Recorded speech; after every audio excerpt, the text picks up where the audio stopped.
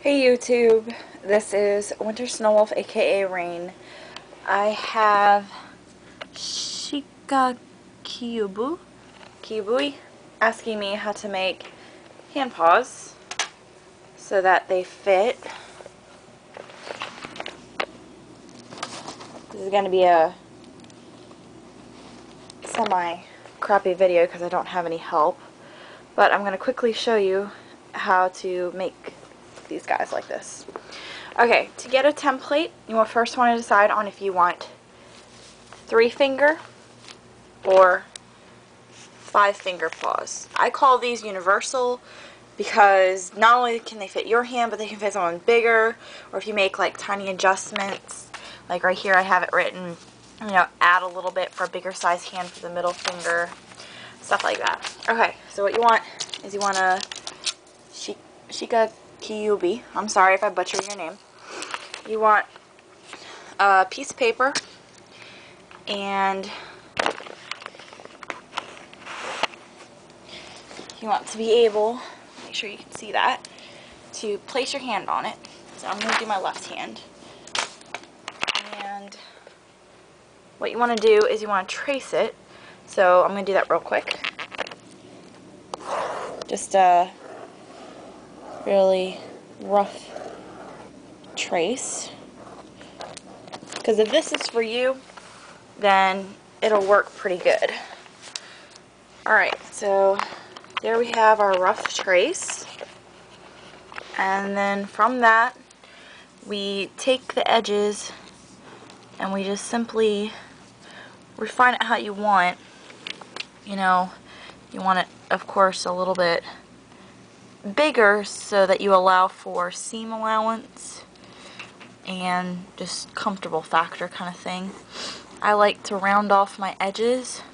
I don't like to keep them too pointy. Now this would be for a 5-finger. For a 3-finger, it's quite simple. You just put your 2 fingers together. You always want to leave room for seam allowance. You never want to do something that's exactly right. And sometimes you don't want to go with exactly what you draw. You just kind of space it out so that it looks like a glove, but something like that. If you want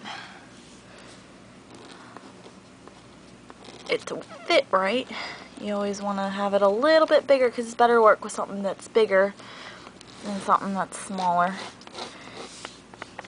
And then of course just work with your lines. Doesn't have to be too pretty.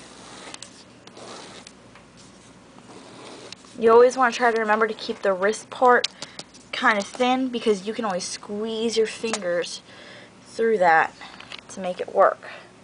Those white paws I made were actually a little bit too wide and they always like fall off, so that's a good tip you want to remember. And then cut that out and you got a basic template for this would be for a 4-fingered, ultimate 5-fingered glove, just like that one. And if you wanted 3, that's how it would turn out. When you want to finally make your paws, I'll show you for the 3-fingered one. You want to lay it down one way, trace it on your fur, as you know, flip it over, and do that again. Hold on! And, sorry, that was my annoying sister probably, or the other one. Use tape to hold it down. And you can always take this off if it's just cheap paper. It comes off pretty easily. I also like to use really cheap bed sheets because you can reuse the templates over and over again. This is what the 3-fingered paw will look like.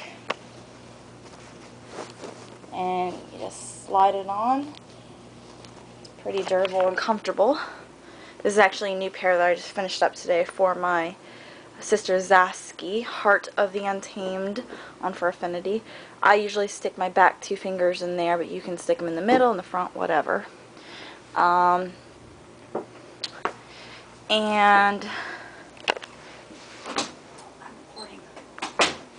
then here would be the 5-finger paw.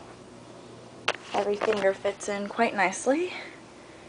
Got a cute little, this is from my other sister. Furry Alexa, Alexa, on Fur Affinity. And I hope you enjoyed that short little tutorial. For more pictures and stuff, please check out http://www.furaffinity.net, like this.